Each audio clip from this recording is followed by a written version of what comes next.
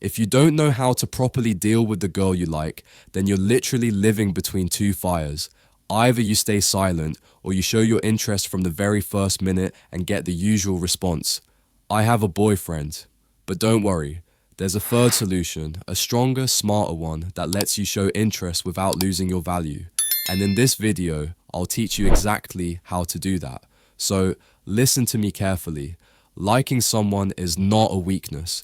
Many guys have this complex that just showing interest in a girl means you've already lost her.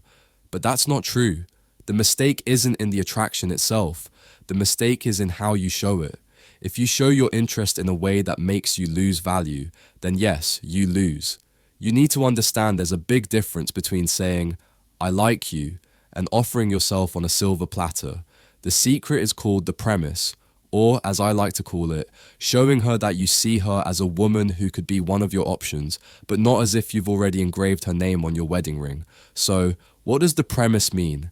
It means before you talk, even before you send the first message, you need to read the room. What kind of series are you about to enter? Is it a dramatic series about an employee quitting his life and suddenly wanting to feel important? Is it a social series about girlfriends sharing random thoughts? Or maybe it's a mysterious one with light tension and long glances. We don't know what might happen. The premise is simply the general vibe, the tone, the stage where the scene is happening. If you don't understand the premise, you'll walk onto the stage the wrong way, and you might leave it with 2 punches and a block. Picture yourself in a cafe. You see a girl sitting alone, smiling at something on her phone, and you go straight up to her and say, "Hi, what do you think about getting to know each other?" Just like that, with no lead in, no feel for the premise. You're coming in like an action hero in the middle of a family drama scene. People won't get you because you misread the premise. The premise is the general idea that guides the conversation. Is it a work-related discussion, a casual chat between friends, or a subtle hint at the possibility of a romantic connection between a man and a woman? This is where most guys fall into the trap. Some believe they should be direct and clear. So, they say straight out, "I like you, let's be together." But that's like starting a play from the final scene. There's no build-up, no tension, no game. The real game is not in saying, "I want you" directly, but in delivering that message through body language, tone of voice, and how you speak. You say indirectly, "Something might happen between us, but we haven't decided yet." There's a bit of mystery, a sense of play, but not cheap play. It's clever play, like poker. Everyone holds their cards, and no one reveals their full hand from the beginning. There's suggestion, there's subtlety, there's a moment of silence followed by a smile. There's an innocent question with a not-so-innocent tone. And that's where the game begins and becomes your game. Because now you've become the invisible leader. Not the loud, commanding one, but the leader who knows how to create a fun atmosphere, who guides the wave without showing that he's guiding it. Instead of saying, "I want to be with you," say something like, "I'm not sure if we'd be able to work together without any issues." You seem like the type who turns seriousness into laughter. Then a light laugh, a subtle tease, a small provocation, but all under the umbrella of the premise. We're not flirting outright, we're just talking. But maybe there's something underneath. The idea isn't to be manipulative or to play with people's emotions. The idea is to understand that communication, especially with women, is not always direct speech. The whole game is built on reading what isn't said. She wants to feel that you get the game, that you're not rushing, that you don't need to prove yourself, that you're capable of stepping into the premise and making her experience it with you without ever saying the words, "I love you." When you play it right, she starts to enjoy it. She laughs at what you say, responds with a playful challenge, says things that open the door even more, and you stay in control, but with sensitivity, not pressure. You don't say, "I want you." You say, "Maybe." "I don't know. We'll see." And you let the premise run her imagination. Of course, everything has limits. Don't turn the premise into a horror film. Don't be heavy-handed and ruin the vibe and drift into the territory of, "What exactly are you saying?" This needs a sense of awareness, a light touch, a light spirit, and a light presence. Before you write, before you speak, ask yourself, what kind of scene am I about to step into? And remember, a strong premise means you don't need to say much because the atmosphere is already speaking for you. Now you understand the game. You've realized that communication isn't always through words, but through mood, implication, and the premise. And to sum it all up so you can keep following along with me, there are many ways you can talk to a girl, and every way leads to a specific destination. There's a path that leads to friendship. For example, if there's something in common between you, and you both keep talking about it a lot, there's a path that leads to work, meaning you have a skill, she has a skill, and you can both use those skills for something professional. And there's a path that leads to a romantic relationship, and this is the way you should speak to the girl you actually like. It means that you are a man and she is a woman, and that there is a possibility of something happening between you in the future. That is the premise. And the question now is, how will you do that? How do you build a premise that implies the possibility of a relationship without lowering your value? How do you tell her you're into her without looking like you're holding a sign that says, "I love you, please notice me"? That's where your golden tools come in. Not just lines, but methods, techniques, and soft weapons. Tools that allow you to play the psychological game without losing your identity.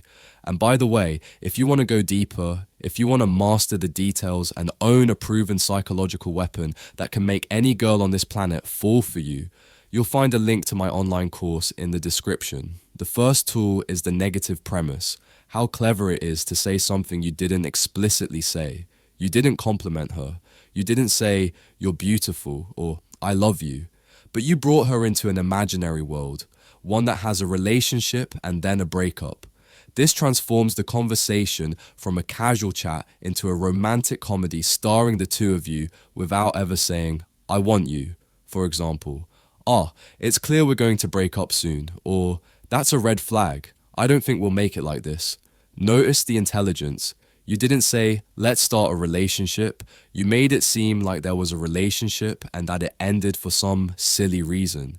That implication alone plants the idea of a past relationship and triggers her brain to wonder, did he say that because he sees me that way? Are we playing a different kind of love game? And that's exactly what you want, to open the doors of her imagination without putting yourself in a position of weakness.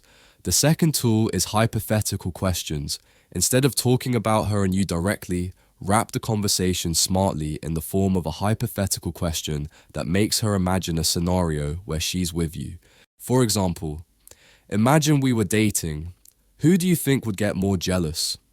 You didn't say you're dating her, but you pulled her into a mental experience where both of you are inside an emotional scene.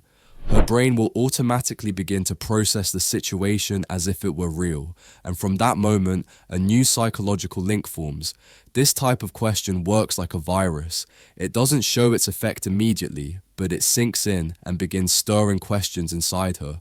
Why did he say that? How does he see me? Is he flirting with me in a clever way? You gave her a tiny stage, and she started acting on it without realizing. The third tool is role play, and this is where the real fun begins. If you have even a little confidence in yourself, this tool might become your strongest weapon because it creates a complete scene full of feeling, laughter, and attraction, but without any real commitment. For example, you say, "No way, you're here after what happened between us, after we broke up." Now you're creating a story, a fictional story with a grain of truth. What makes this approach powerful is that it gives you control over the vibe. You control the scene, the dialogue, and the emotions happening within it. And if she laughs, then you didn't just make her laugh. You made her live an internal scene and see you as someone who was once a part of her life. The fourth tool is emotional humor, or jokes that are funny but contain a subtle emotional hint. You laugh, she laughs, but suddenly the joke carries a deeper meaning that makes the heart skip half a beat. For example, see, just because I said that, we're definitely going to argue all the time after marriage. This kind of humor does something fundamental. It turns laughter into a conversation about the two of you, even if it's just joking. She knows, and you know, that you're hinting at something deeper. So if she laughs or responds in a similar tone, or even stays silent with a smile, that's a silent agreement. That light joke sends smart signals to her subconscious, saying, "We're not complete strangers.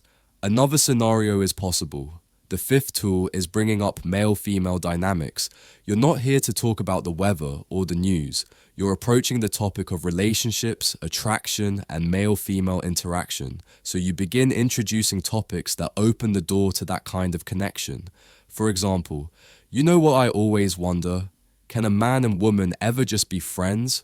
Or what's the number one thing that turns a girl off from a guy?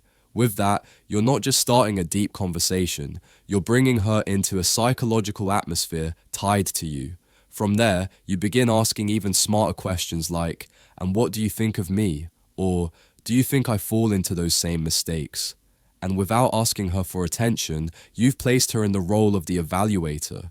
You've made her think of you as a man, and the more a woman evaluates you, the more she begins to see you as a potential option, and the more she feels that you are an option.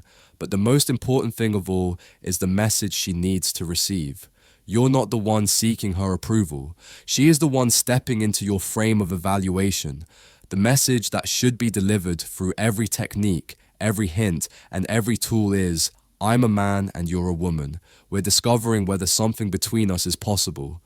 But I'm not chasing after you like a child looking for his mother's love. You're not just a dazzled spectator. You're a partner in the choosing. Yes, you like her. But the real question is, does she deserve it? That's the difference in attitude. Women are drawn to the man who doesn't cling to them, but who also isn't afraid to show his interest intelligently. The man who has options and sees that she might be one of them.